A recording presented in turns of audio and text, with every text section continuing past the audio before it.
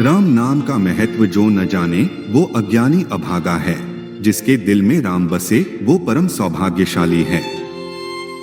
जय श्री राम।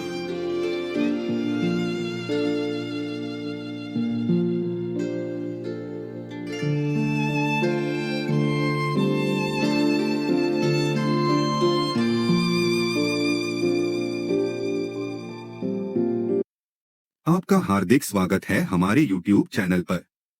हमारे चैनल का उद्देश्य एक पूर्णतः शिक्षात्मक और आध्यात्मिक सामग्री को जनमानस के बीच फैलाना है। हम इस चैनल के माध्यम से लोगों को ज्ञान और चेतना में सुधार करने के लिए जागरूक करने का प्रयास करते हैं।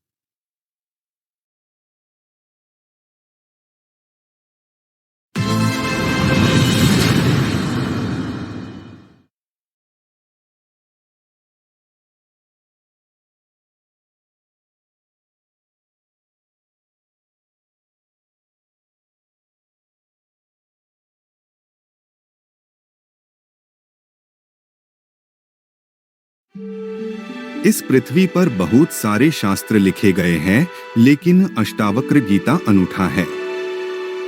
वेद और उपनिषद भी इसके सामने कमजोर लगते हैं। गीता में भी ऐसा गौरव नहीं है जो अष्टावक्र गीता में है। इतना शुद्ध और निर्मल वक्तव्य समय और काल के अतीत पृथ्वी पर दूसरा नहीं है।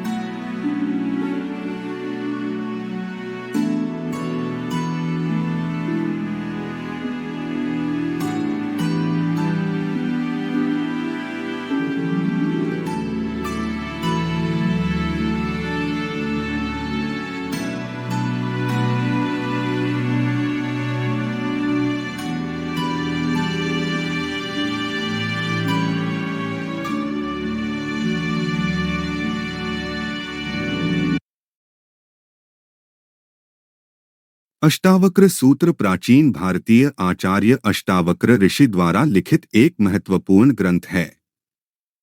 यह ग्रंथ मुख्य रूप से ज्ञान, अद्वैत और मोक्ष के विषयों पर आधारित है।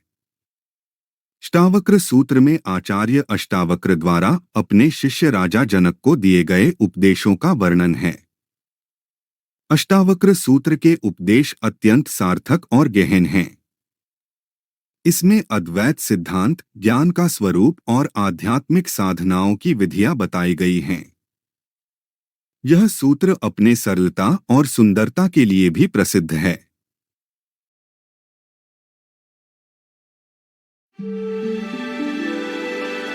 युग बीते पर सत्य न बीता, सब हारा पर सत्य न हारा।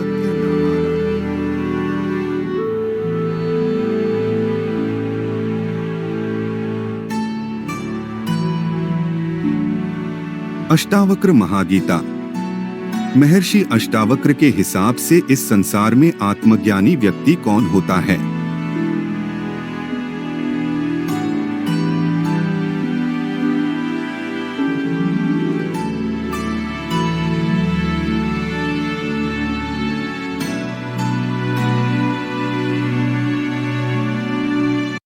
यह संवाद कहोड़ ऋषि के पुत्र अष्टावक्र और राजा जनक के बीच घटित हुआ। राजा जनक जी महर्षि अष्टावक्र से पूछते हैं कि हे प्रभु, मुझे कृपया ये बताएं कि इस संसार में आत्मज्ञानी व्यक्ति कौन होता है। महर्षि अष्टावक्र जी राजा जनक जी को कहते हैं कि परमात्मा के श्रवण मात्र से ही जिसकी बुद्धि शुद्ध हुई है, वो आत्मज्ञानी शुभ से और अशुभ से रहित रहता है, क्योंकि वो सदा अपने चित्त में लीन रहता है।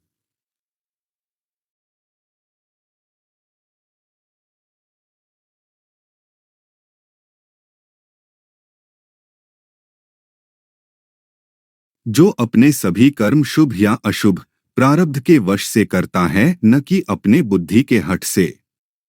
और बालक जैसी निष्काम भावना जिसमें होती है, वो सही अर्थों में आत्मज्ञानी पुरुष है।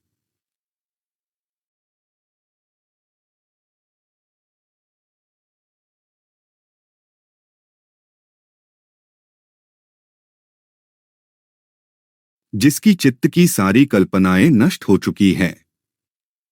और जो सब क्रिया करते हुए भी मन में परमात्मा का स्मरण सदा करता है और जिसको किसी विषयों पर कोई आसक्ति नहीं है, वो असल में आत्मज्ञानी है।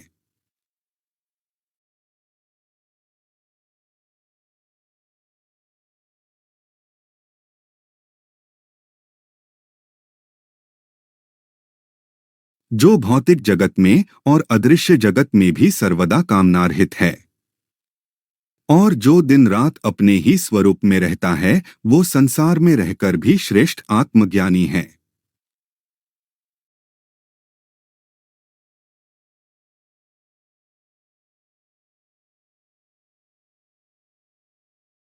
जो अपने आप को ही चिदात्मा, शुद्ध स्वरूप और स्वयं प्रकाशित देखता है और जिसके कर्म में न विधि है, न शास्त्र है, न किसी प्रकार का कर्मकांड है, वो पुरुष सही अर्थों में आत्मज्ञान को उपलब्ध हो चुका है।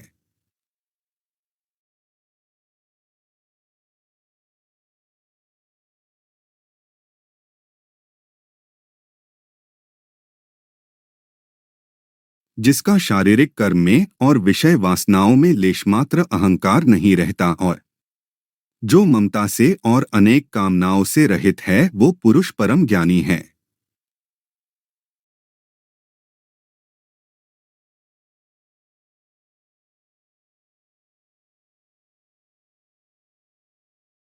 जिसके चित्त में आत्मा के अतिरिक्त किसी दूसरे चीज का स्फुरण नहीं होता, क्योंकि उसके लिए ये जगत और ये शरीर पानी के बुलबुले जैसा है, ऐसे पुरुष को निश्चित ही आत्मज्ञानी समझना चाहिए।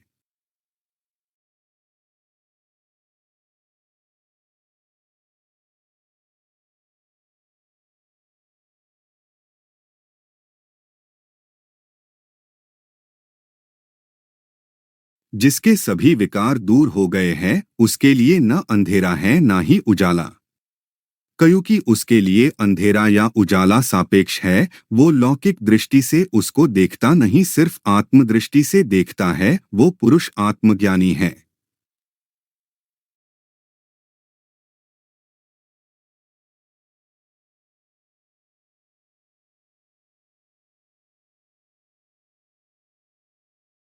जिसको काल का भी भय नहीं और जो वर्तमान में हर कार्य को साक्षी भाव से देखता है, ना उसे किसमें राग है ना किसके प्रति द्वेष, और वो लाभ और हानि से भी रहित है, ऐसा पुरुष सही में परम ज्ञानी है।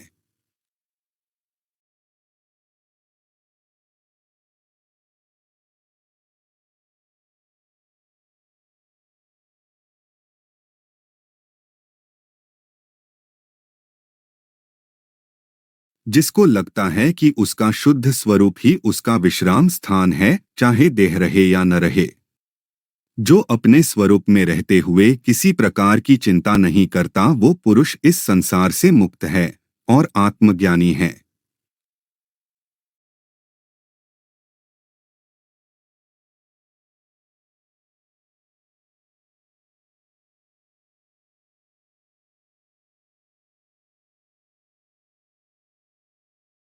इस धरती पर राजाओं में परमज्ञानी जनक जी और श्री रामचंद्र जी हुए हैं और विरक्तों में भरत, दत्तात्रेय, याज्ञवल्क आदि हुए हैं, जिनके शुद्ध चरित्र के वजह से अभी भी इस संसार में वो शाश्वत है और रहेंगे।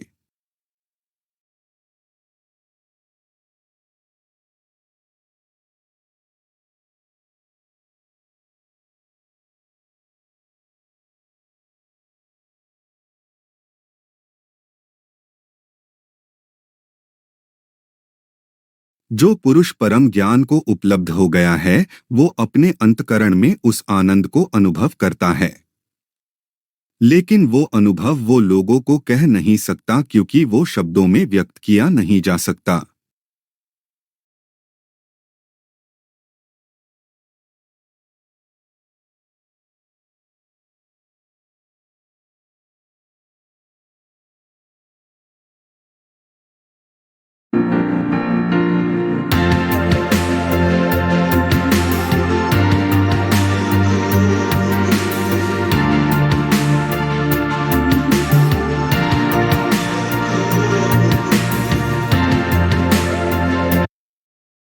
अगर आपको यह चैनल पसंद आया हो तो कृपया इसे सब्सक्राइब करें, शेयर करें और कमेंट करना ना भूलें। धन्यवाद।